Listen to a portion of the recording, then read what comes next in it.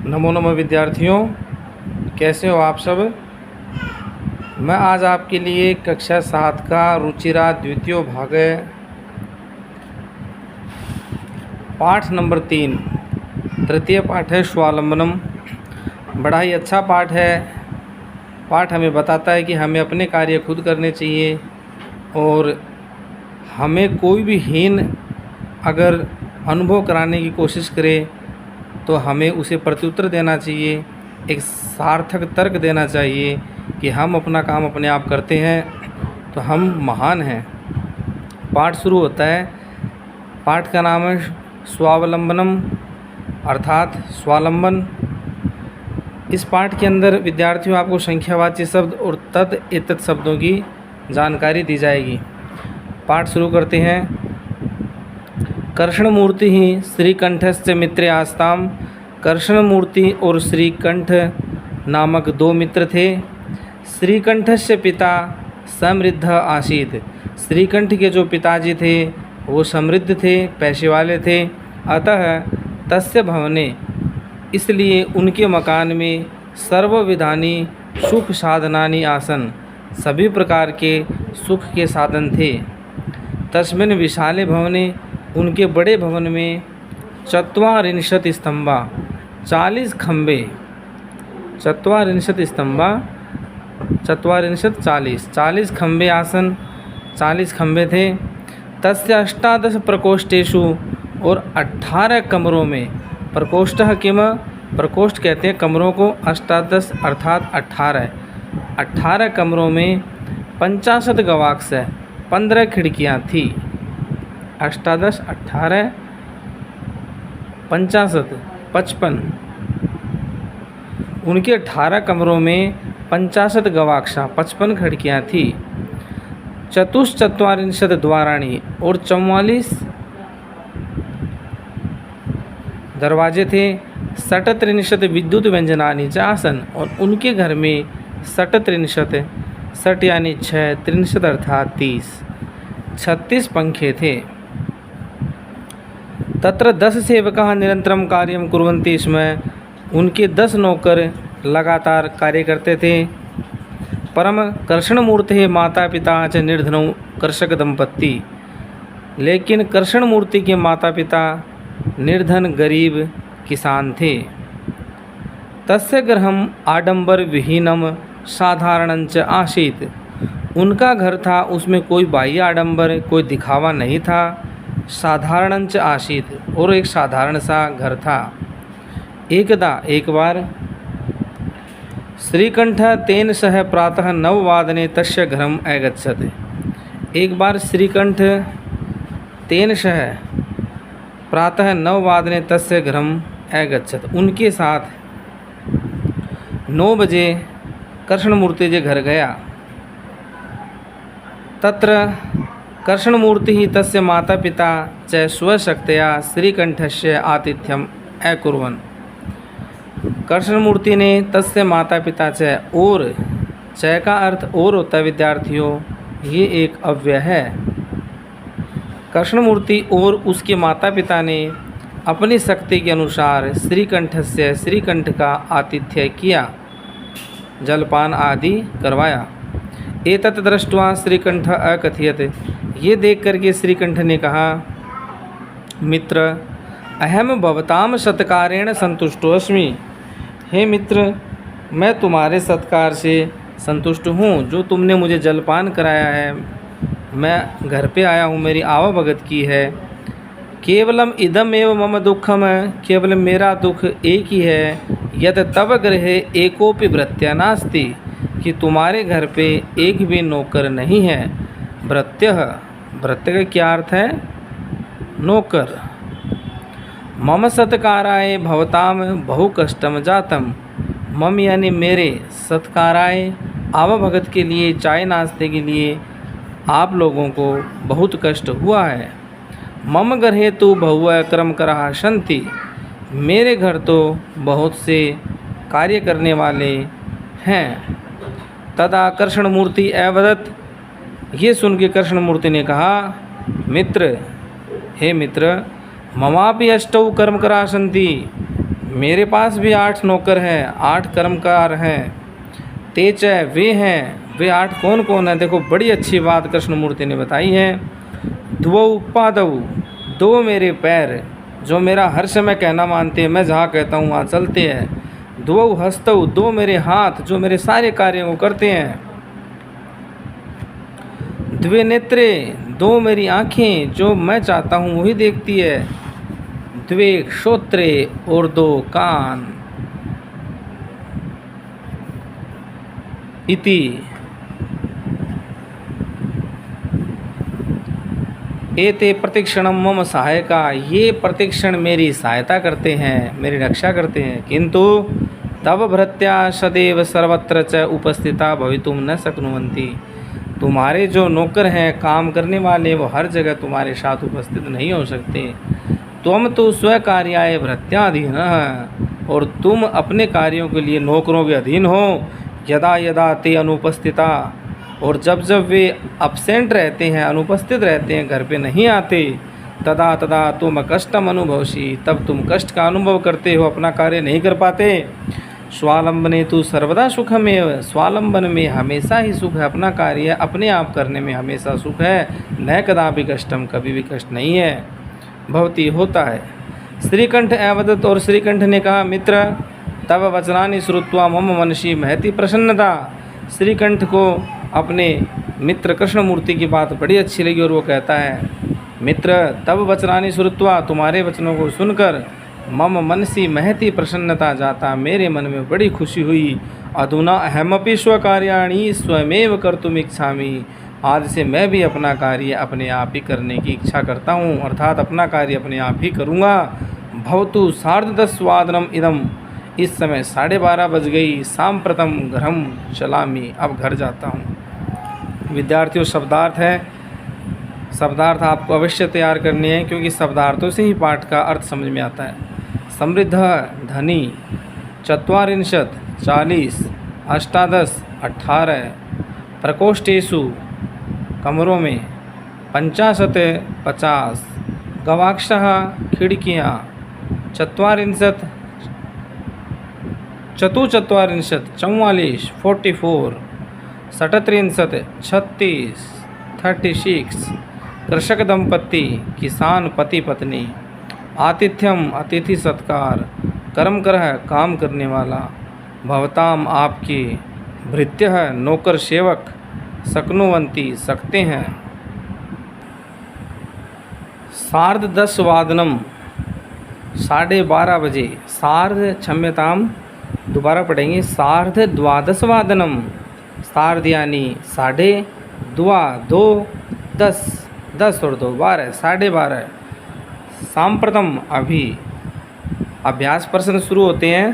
पहला प्रश्न उच्चारणम कुरुत। विद्यार्थियों, आपके हर पाठ का पहला प्रश्न उच्चारण करना है, तो मेरे पीछे पीछे आप बोलेंगे। विंशति, 30, 40, द्वाविंशति, 32, द्विचत्वारिंशत्, चतुर्विंशति, 33, 43, पंचविंशतिः, 34, 44, अष्टाविंशतिः, 38, सप्तचत्वारिंशत्, नवविंशतिः, 39, 50। विद्यार्थियों, इनका मैं लिख भी देता हूँ।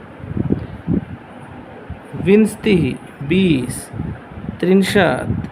चलो क्रम से देख लेते हैं, इन्होंने जैसे जैसे दिया है। द्वाविंशति, 2 और 20 अर्थात 22। चतुर्विंशति, 4 और 20 अर्थात 24। पंचविंशति, 5 और 20 अर्थात 25। अष्टाविंशति, 28। नवविंशति, 29। 30, 30। द्वात्रिंशत्, 2 और 30, 32। 33, 33, 33। चतुस्त्रिंशत्, 4 और 30, 34। अष्टात्रिंशत्, 8 और 30, 38। नवत्रिंशत्, 9 और 30, 39। चत्वारिंशत्, 40। द्विचत्वारिंशत्, 2 और 40 कितने हो गए? 2 और 40, 2 और 40, 42। त्र्यश्चत्वारिंशत् 3 और 40 43, चतुश्चत्वारिंशत् 44, सप्तचत्वारिंशत् 47, 50, 50। इसके आगे देखना विद्यार्थियों, 2 का प्रश्न है। अधोलिखिता नाम प्रश्ना नाम उत्तराणी लिखत। नीचे लिखे प्रश्नों के उत्तर लिखिए। कै का प्रश्न है विद्यार्थियों। एक मैं आपको बहुत अच्छी बात बताता हूँ कि संस्कृत के अंदर हो चाहे हिंदी के अंदर हो, जैसे ये जो प्रश्न है कै का पहला प्रश्न है, कस्य भवने सर्वविधानी सुख साधनानि आसन। किसके घर पे सभी सुख साधन थे। तो ये कस्य का अर्थ जो प्रश्नवाचक है ये कस्य है, इसका अर्थ है किसके घर पे। तो जब हम इसका आंसर, इसका उत्तर इसमें फिट कर देंगे, यहाँ पे लगा देंगे श्रीकंठस्य, और आगे का जो होगा तो हमारा हो जाएगा, तो ये उत्तर पूरा हो जाएगा। तो आप इस चीज़ का ध्यान रखें कि जो प्रश्नवाचक की जगह उत्तर लगा दें और वो उत्तर पूरा माना जाएगा। जैसे कश्य की जगह हमने श्रीकंठस्य लगा दिया, तो किसके घर में सुख साधनों, बहुत सारे सुख साधन थे, तो श्रीकंठस्य, तो पूरा उत्तर हो जाएगा श्रीकंठस्य भवने सर्वविधानी सुख साधनानि आसन। 2 में ख का देखिए, कस्य गृहे कोपि भृत्य नास्ति। किसके घर में कोई भी नौकर नहीं है। तो किसके के स्थान में आप कीजिए कर्षण मूर्त है। कर्षण मूर्ति के घर में कोई भी नौकर नहीं है। गय का है श्रीकंठस्य आतिथ्यम के अकुर्वन्। तो के की जगह पे हम करेंगे के का अर्थ कौन है, श्रीकंठ का आतिथ्य। जो श्रीकंठ जी उनके घर गए थे, उनका आतिथ्य सत्कार, उनको चाय पानी पिलाना के किस किस ने करवाई थी। तो कर्षण मूर्ति तस्य माता पिता च। तो इसको हम के की जगह पर रख देंगे, तो हमारा उत्तर हो जाएगा श्रीकंठस्य आतिथ्यम, श्रीकंठ का आतिथ्य कर्षणमूर्ति तस्य माता पिता च अकुर्वन्। 2 में घ का है सर्वदा कुत्र सुखम।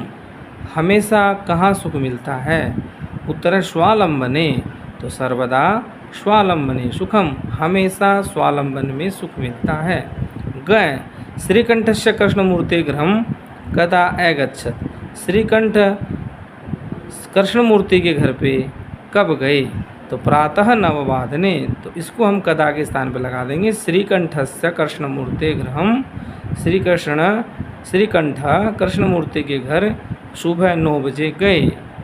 कृष्णमूर्ति कति कर्मकरा सन्ति। कृष्णमूर्ति के पास कितने कर्मकारा थे, अर्थात कितने नौकर उसने बताए। तो इसका उत्तर 8। कृष्णमूर्ति के 8 नौकर थे, जो आपको पता ही है। उसके हाथ 2 पैर 2 कान और 2 आँखें। अगला देखिए विद्यार्थियों, प्रश्न नंबर 3। चित्राणि गणयित्वा तद अधः संख्यावाचक शब्दम लिखत। चित्रों को गिनिए और उसके नीचे संख्यावाचक शब्दों को लिखिए। तो देखिए, आप देख रहे हैं मटके। मटकों को संस्कृत में कहते हैं घट, क्योंकि मटके जाता है। तो घटम, घटे, घटानी। तो इनकी संख्या है 18। तो हमारा हो जाएगा 18 घटानी। आगे है आम।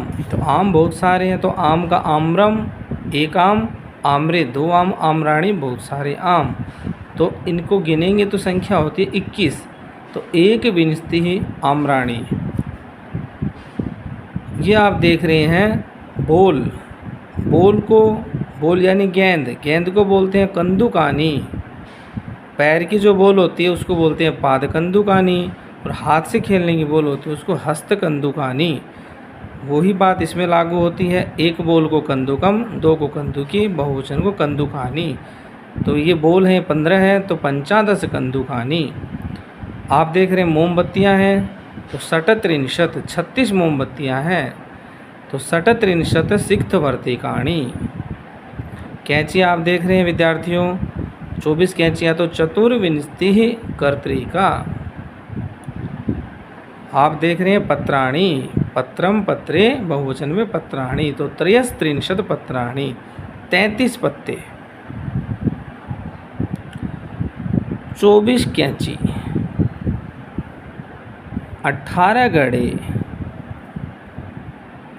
21 आम, 15 बोल और 36 मोमबत्तियाँ और 33 पत्ते।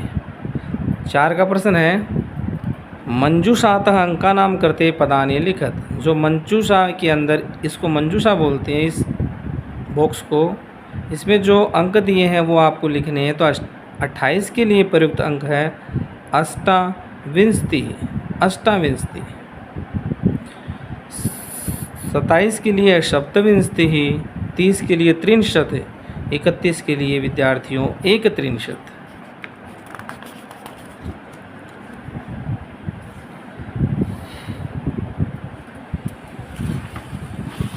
आगे देखना 24 चतुर्विंशति, 40 चत्वारिंशत और 50 को कहते हैं पंचाशत। 5 का चित्र विद्यार्थियों, पहले इन चित्रों को हमने क्रम संख्या दे दी 1, 2 और 3।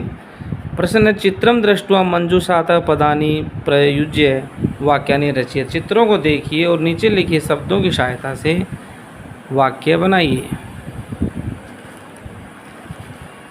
विद्यार्थियों आप देख रहे हैं कि पहले एक किसान है, ये हल चला रहा है खेत के अंदर, तो हमने इसका बनाया एषः कृषकः क्षेत्रम कृषति, यह किसान खेत जोतता है।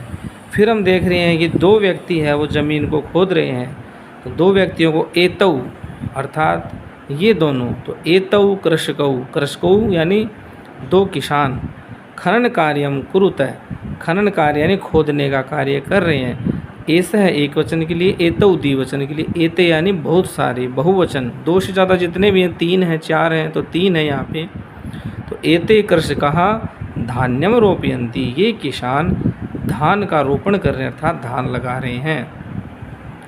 आगे विद्यार्थियों गढ़ी के प्रश्न है 6 का प्रश्न, अधोलिखितान समयवाचकान अंकान पदेषु लिखत। नीचे लिखे समयवाचक शब्दों के अंक लिखिए। एक इन्होंने करके बता रखा है कि 10:30 को हम बोलते हैं सार्धद्वादशवादनम, 7 को बोलते हैं सप्तवादनम, 2:30 को सार्धद्विवादनम, 11 एकादशवादनम, 4:30 सार्धचतुर्वादनम, 1:30 अर्थात 1:30 सार्ध-एकवादनम, 5 पंचवादनम, 3:30 सार्धत्रिवादनम, 9 नववादनम, 12:30 सार्धद्वादशवादनम, 8 अष्टवादनम, 7:30 सार्धसप्तवादनम। मंजूषातः पदानि चित्वा रिक्त स्थानानि पूरयत। प्रश्न संख्या 7। विद्यार्थियों 7 का प्रश्न है कि मंजूषा से दिए गए पदों को चुनकर रिक्त स्थान भरिए। तो आप देख रहे हैं इन्होंने पूछी ऋतवः भवन्ति, ऋतवें होती हैं, षड अर्थात 6 ऋतुएं होती हैं, मासा भवन्ति, महीने कितने होते हैं एक साल में। हमारा उत्तर हो जाएगा विद्यार्थियों महीने एक साल में 12 महीने होते हैं, द्वादश अर्थात 12 महीने। ये आपका क का है, ये ख का उत्तर है। फिर है एकस्मिन् मासे, एक महीने में 63 अथवा 31 दिवसा भवन्ति।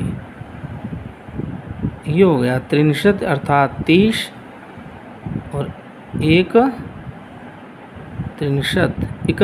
30 अथवा 31 दिन होते हैं। ये दोनों आपके गए के उत्तर हो गए। गए फरवरी माह से सामान्यतः, फरवरी महीने में सामान्यतः विद्यार्थियों आपको पता है फरवरी महीने में सामान्यतः अष्टाविंशति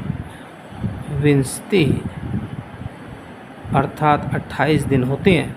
मम शरीरे हस्तौ स्तः, मेरे शरीर में हाथ हैं, ये बच गया लास्ट का। 2, मेरे शरीर में कितने हाथ हैं, 2। ध्यातव्यम, ध्यान रखने योग्य, भारतीय वर्षानुसारम मासानाम ऋतूनाम च नामानि।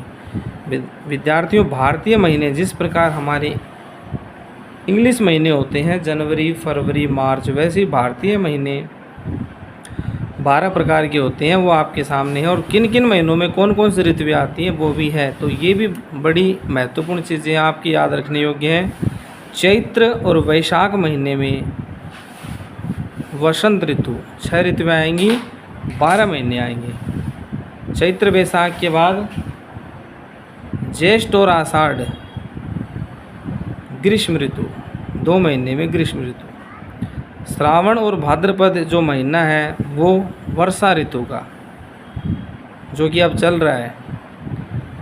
आश्विनी, आश्विनः और कार्तिक महीना शरद ऋतु। मार्गशीर्षः, पौषः हेमंत ऋतु। माघ और फाल्गुन 2 महीने में शिशिर ऋतु। तो 6 ऋतुएं विद्यार्थियों आपको याद करनी है।